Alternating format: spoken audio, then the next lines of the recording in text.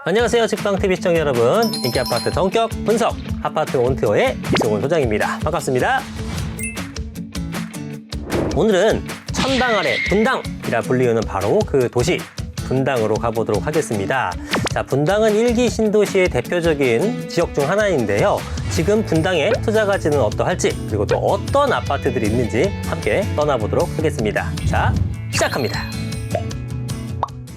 자, 분당은 인구가 한 40만 명 되는 굉장히 큰 도시 중에 하나입니다. 1기 신도시 5개 중에 현재 가장 높은 평가를 받고 있고 또 가장 높은 가격을 형성하고 있는 곳이죠. 자, 보시다시피 건축 연도를 보게 되면은 시범단지 아파트는 91년도에 입주를 했고요. 그 이후에도 92년도, 94년도, 93년도, 95년도 이렇게 90년대 초중반에 지어졌기 때문에 30년 연한이 도래했거나 내지는 도래할 예정인 그런 아파트들이 많은 곳입니다. 자, 그동안 신도시가 재건축된 사례는 한 번도 없었습니다. 왜냐하면 30년 연한이 된 경우가 없었기 때문에. 하지만 1기 신도시가 드디어 30년 연한이 도래하게 되면서 이것들을 어떻게 정비를 해야 될지 계속 논의가 되고 있는 상황이에요. 자, 그 중에서도 분당은 굉장히 많은 관심을 갖고 있는데요. 판교가 바로 옆에 있는데 판교는 2기 신도시로서 입주한 지 10년 남짓 됐습니다. 판교가 분당보다도 더 좋은 입지를 갖고 있고 교통도 좋고 또 자족도시 기능을 갖고 있다 보니까 가격이 엄청나게 성장을 했습니다. 자, 그러다 보니 바로 옆에 있는 분당도 판교의 가격 영향권 안에 들어있는데 판교의 가격이 쭉쭉 올라가다 보니까 분당에 대한 관심도 커질 수밖에 없겠죠. 그래서 최근 몇 년 사이에 굉장히 급성장한 모습을 보이고 있고요. 판교가 지속적으로 상승하게 되면은 분당 역시 사업성이 개선되게 되면서 가격이 꾸준하게 상승할 걸로 기대가 되고 있습니다.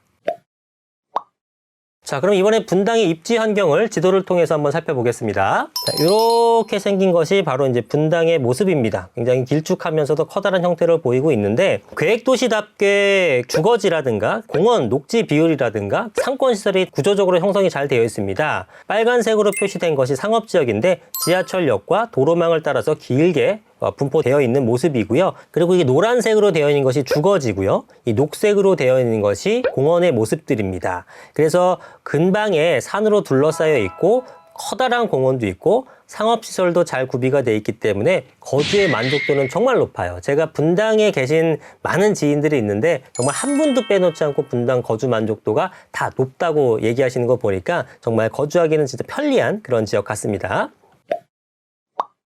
경부고속도로를 타고 진입하는 것도 굉장히 수월하고 커다란 도로들이 몇 개가 이제 굵직하게 구비가 되어 있어요. 이렇게 또 이렇게 올라가게 되면은 다 강남 쪽, 서울 쪽 접근성이 굉장히 좋기 때문에 자가교통과 대중교통이 모두 좋은 지역입니다. 자, 지하철을 한번 볼까요? 지하철을 보게 되면 아무래도 분당이다 보니까 신분당선, 분당선 이렇게 분당자 들어가는 것은 다 관통을 하게 되겠죠. 근데 물론 분당이라는 곳이 40만 명 정도가 거주하는 거대 도시다 보니까 모든 사람들이 도보로 이용할 수 있는 거리는 아니고요. 이 뒤쪽에 있는 분들 같은 경우에는 조금 도보 이용은 좀 힘들겠죠. 하지만 요즘에 다 환승이 되고 버스는 수시로 다니기 때문에 지하철을 이용하는 데 있어서는 커다란 불편함은 없다. 이렇게 보시면 될 것 같습니다. 자, 아무래도 1기 신도시의 가장 지금 주목받는 키워드는 바로 재건축 그리고 리모델링입니다. 지금 분당의 용적률이 보통 평균적으로 184% 정도 된다라는 자료를 본 적이 있습니다. 지금 5층짜리 아파트를 나중에 30층으로 짓는 것과 지금 30층짜리를 다시 30층으로 짓는 것은 사업성이 엄청난 차이가 있겠죠. 지금 낮은 건축물이 높게 바뀌게 되면서 그만큼 많은 일반 분양이 나오고 그 일반 분양에 대한 수익이 조합원들이 가져가는 구조다 보니까 현재 용적률은 낮을수록 사업성이 뛰어나다라고 얘기하는 겁니다. 평균적으로 180% 내외의 용적률을 갖고 있다는 뜻은 200%가 넘는 용적률을 갖고 있는 아파트도 있고 반대로 150% 미만의 용적률을 갖고 있는 단지도 있다는 뜻이에요. 그렇기 때문에 여러분들은 분당에서 어떤 투자 대상을 선정을 할 때는 용적률이 낮은 것들, 용적률이 낮다는 뜻은 그만큼 대지 지분이 크다는 의미니까 그런 것들을 먼저 골라서 투자를 하셔야 될 걸로 보여집니다. 시범단지 아파트 같은 경우에는요. 자, 굉장히 큰 구조로 되어 있습니다. 자, 심지어는 이 통합해서 개발을 한번 해볼까? 이런 얘기도 나오고 있는 상황입니다. 그래서 다른 아파트 같은 것들이 500세대, 400세대 이런 아파트가 많은 것에 비해서 우리 시범단지 아파트 같은 경우에는 1800세대 이렇게 규모가 상당히 큽니다. 그리고 시범단지인 만큼 굉장히 좋은 입지를 가지고 있죠. 그만큼 장점이 많아요. 대신에 시범단지의 단점은 아무래도 처음에 신도시를 알리는 역할을 하다 보니까 높게 고층으로 짓습니다. 고층으로 지으면 뭐가 안 좋다 그랬죠? 사업성이 떨어진다 그랬죠? 그래서 보통 시범단지 아파트들은 용적률이 200%가 다 넘어갑니다. 그러면 사업성이 너무 떨어지기 때문에 안 좋은 거 아니에요? 이렇게 말씀들을 하실 수 있는데, 자, 그럼에도 불구하고 신도시 내에서는 시범단지를 제가 가장 먼저 추천을 드립니다. 자, 그거는 그만큼 입지가 좋고 대단지 프리미엄을 가질 수 있기 때문에 약간 떨어지는 사업성을 충분히 상쇄할 만큼 장점이 뚜렷하기 때문입니다. 자, 지금 최근에 리모델링이 굉장히 활성화되고 있는데요. 분당에서 가장 대표적인 리모델링 사업 추진지는 바로 여기 한서울마을 주공 5단지 아파트입니다. 자, 이 아파트는 적극적인 사업 추진을 하고 있고요. 많은 사람들이 관심을 갖고 있습니다. 자, 이 아파트가 성공적으로 안착이 된다 그러면은 분당 내에서 정말 거의 없는 새 아파트가 생겨나는 거기 때문에 이 주변 사람들이 이 아파트에 관심이 많게 되고 그만큼 가격이 많이 올라가 줄 거예요. 그러면 이 아파트가 가격이 높아지게 되면은 또 기존의 구축 아파트의 사업성이 또 증대되는 효과가 날 걸로 예상이 되죠. 분당 주변에 있는 판교, 그다음에 수지구, 그다음에 성남 뭐 이런 쪽에 약진이 두드러지고 있는데요. 이 주변 지역의 가격이 상승하다 보니 분당은 앞으로도 두드러진 상승이 될 것으로 예상이 되죠. 또다시 신도시로 거듭날 그런 기회를 갖고 있으니까요. 자, 그렇다면 리모델링에 대해서도 한번 말씀을 드리지 않을 수가 없는데요.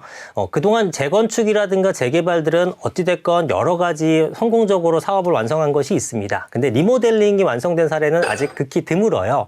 자, 이것이 왜 그러냐면 리모델링 사업이 있어서 내력벽이라는 걸 철거를 해야 좀 더 예쁜 구조와 또 수직 중축을 해야지만 사업성이 나오는데 이런 부분이 활성화가 되어 있지 않습니다. 내력벽이라는 것은 쉽게 얘기해서 세대 간의 가운데 있는 막아놓는 벽을 얘기하는 건데요. 그야말로 내력, 이걸 건물을 지탱해주는 벽이기 때문에 요거를 부시게 되면 건물의 위험도가 증가한다고 해서 지금 허가를 내주지 않고 있는 상황입니다. 하지만 이 내력벽 철거를 하지 않게 되면은 구조가 이쁘지 않아서 리모델링 사업이 활성화될 수가 없겠죠. 그래서 제 생각으로는 이 1기 신도시 활성화를 위해서라도 그리고 구축 아파트 같은 경우는 재건축을 하기엔 사업성이 많이 부족하기 때문에 결국은 리모델링 사업을 활성화해주는 방법밖에 없겠죠. 그래서 구조적 안전성을 확보한 상태에서 내력벽 철거를 허가해 줄 걸로 보여집니다. 자, 그렇게 될 경우 90년대생 특히 1기 신도시에 있는 아파트들은 굉장히 큰 호재를 얻게 되기 때문에 가격이 급등할 걸로 예상이 됩니다. 자, 한서울마을 주공 5단지가 진행되고 있는데요. 하나의 예를 들어볼게요.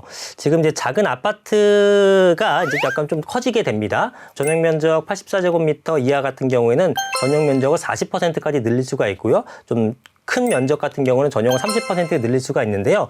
자, 이것도 모든 세대가 동일하지는 않아요. 외곽에 있는 것들은 이 왼쪽으로 조금 더 늘려서 좀 넓게 뽑을 수가 있겠죠. 하지만 가운데에 끼어 있는 것들은 옆으로 늘릴 수가 없는 구조고 위아래로밖에 뽑을 수 없는 구조다 보니까 평형이 아주 넓어질 수가 없습니다. 모서리에 있는 것들은 25평, 26평까지 가능합니다만 가운데 있는 것들은 구조적으로 19평이나 20평까지밖에 가지 못하는 이런 것들도 있거든요. 그래서 여러분들이 원하는 평수에 맞게 어떤 호수를 정해야 될지도 한번 확인해 보시고요. 또 재건축과 다르게 전면 철거 방식이 아니다 보니까 지금 내가 몇 층을 선택하는지도 굉장히 중요합니다. 동 호수를 재건축이나 이런 것들보다 더 세심하게 바라볼 필요가 있다. 이런 점도 좀 말씀을 드리겠습니다. 리모델링은 우리가 흔히 들어서 알고 있는 메이저 브랜드 건설사들도 재개발 재건축 외에 별도의 리모델링 사업부를 발족을 해서 추진하고 있을 만큼 굉장히 역량을 강화하고 있는 분야입니다. 그만큼 리모델링 사업이 활성화될 걸로 기대가 되기 때문에 한번 관심을 가져보시고 또 분당이 리모델링의 대표적인 도시가 될 걸로 보여지기 때문에 한번 말씀을 드리고 있습니다. 자, 저한테 이런 말씀도 많이 하세요. 뭐 광교라든가 2기 신도시 중에 깨끗한 도시와 분당의 신도시를 비교하는데 어떤 게 나은가 이렇게 말씀들을 하시는데 지금 당장은 구축 아파트인 분당과 신축 아파트인 타 도시에 있는 아파트 중에서는 상승 여력이 신축 아파트가 클 수밖에 없습니다. 하지만 장기적 관점을 바라본다면 그때는 지금 현재 있는 아파트는 구축 아파트가 될 것이고 분당의 아파트는 새 아파트로 변모가 될 거나 변모가 될 예정인 것들이겠죠. 그만큼 관심이 많은 상태일 것이기 때문에 장기적 투자를 바라보신다면 분당의 미래의 신축이 될 수 있는 아파트를 눈여겨보시는 것이 좋겠다. 이런 조언을 드리겠습니다. 자, 그리고 이제 재건축 아파트라든가 이런 거를 살펴보게 되면요.